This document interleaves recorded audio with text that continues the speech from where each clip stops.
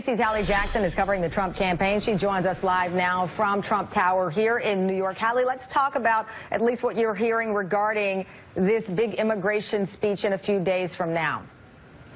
Well, there had been conflicting messages on this, Tamron, whether it would even happen, but Donald Trump himself now announcing that he will be delivering this policy speech. His running mate, by the way, promising that there will be some clarity in this speech over the next couple of weeks. So you've got Trump, who's had this muddled message, as you pointed out, on specifically what he would do about the so-called deportation force, something that he's been talking about since November, what to do with these estimated 11 million undocumented immigrants living in this country. But additionally, you've got some questions now about even his wall, for example. You have some of his surrogates now saying that Donald Trump, when he talks about the wall, is also talking about not just a physical wall, but a technological or a virtual wall, raising some questions about what exactly that means. Trump has avoided largely these specifics at his rallies over these past couple of weeks as questions about his immigration policy have come up, leaving it to his team, leaving it to his advisors to try to clarify out there in public. But what you've seen, Tamron, is a series of mixed messages, even though those surrogates insist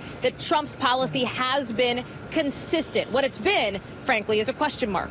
Well, and going on to the amnesty or some type of legal status, Donald Trump did say last week that he would look at providing a legal status. He did not call it amnesty. He referred to paying of taxes and a legal status. We know the most hardened on this issue called that amnesty, despite the language Donald Trump chose to use last week. Are we expecting him to erase that from his speech on Wednesday?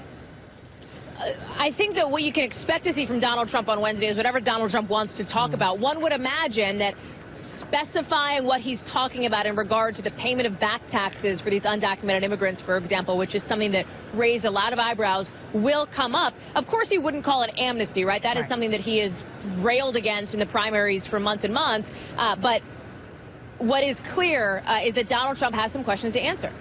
Absolutely. Thank you very much. Yeah.